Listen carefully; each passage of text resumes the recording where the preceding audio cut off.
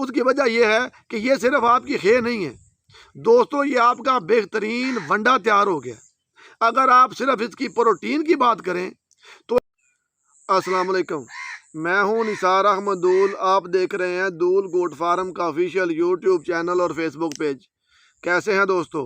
उम्मीद करता हूं कि आप सब खैरियत से होंगे। सर्दियों का सीज़न स्टार्ट होने वाला है, तो जो बकरी फार्म होता है वो सर्दियों के बारे में बड़ा परेशान होता है। तो आजकल जो हमारा फोकस है ना, वो टोटल का टोटल खुशक चारे पर है। आज मैं दोस्तों आपको बताने लगा हूँ कि जैंतर को खुशक करके आपने किस तरह इस्तेमाल करना है। मतलब कि मैं आपको मुकम्मल तरीक़ाकार उसका खुशक करने का, काटने से लेके मुकम्मल, और उसको इस्तेमाल करने का मुकम्मल तरीक़ाकार बताता हूँ। तो शुरू करते हैं कि इसको काटना और तैयार कैसे करना है। दोस्तों, जिस जैंतर की आपने खे बनानी है, करना आपने यूँ है कि उसका जो पहला कट है, जो उसका पहला लौ है, उसको आपने दातरी के साथ काट लेना है। उसके अंदर आपने जानवर नहीं छोड़ने। उसका फ़ायदा ये होगा कि उसके ऊपर एक एक टहनी के ऊपर ना 4-4, 5-5 मुख्तलिफ टहनियाँ निकलेंगी। जब 10वें महीने में जाके आपकी जो टहनियाँ हैं वो तैयार हो जाएं, वो मुकम्मल फली ले लें।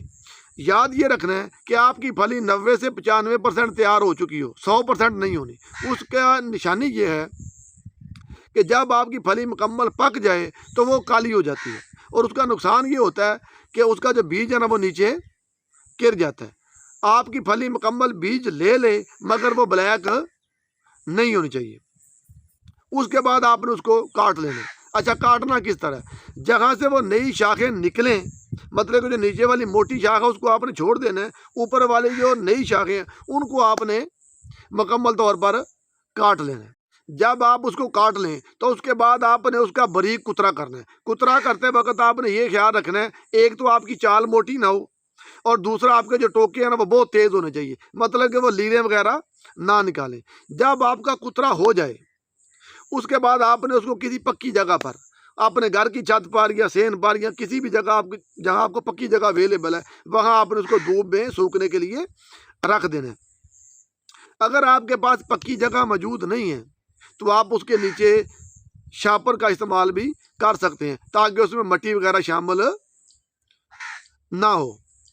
जब वो खुशक हो जाए तो आपने उसको तोड़ू में, गट्टू वगैरह में डाल के महफूज रख लेनी है। अब बात करते हैं इसके इस्तेमाल की। दोस्तों, जो तकरीबन आपकी 35 से 40 केजी की बकरी है, लाइव वजन जिसका इतना है, उसको आप तकरीबन 1.5 से 2 किलो देंगे तो वो उसके लिए काफ़ी है। उसकी वजह यह है कि ये सिर्फ आपकी खे नहीं है दोस्तों, ये आपका बेहतरीन वंडा तैयार हो गया। अगर आप सिर्फ इसकी प्रोटीन की बात करें तो इसमें प्रोटीन लेवल मेरे भाई 16-17% से लेके तकरीबन 34-35% तक इसमें प्रोटीन है। और अगर आप बाज़ार से कोई भी वंडा लेते हैं तो उसकी जो आम प्रोटीन होती है वो 16-17 से शुरू होती है और 20-22 पर जाकर एंड हो जाती है। इसके ऊपर वो क्लेम ही नहीं करते। मतलब बात करने का ये है कि ये आपका पेट भरने के लिए खुशक है भी तैयार है, और उसी के साथ आपका वंडा भी तैयार है। अगर इसके साथ फिर भी आप कुछ ना कुछ एक्स्ट्रा देना चाहते हैं तो वो आपकी खुशी है। अपना बहुत सारा ख्याल रखिएगा। अस्सलामु अलैकुम वरहमतुल्लाहि वबरकातुहू।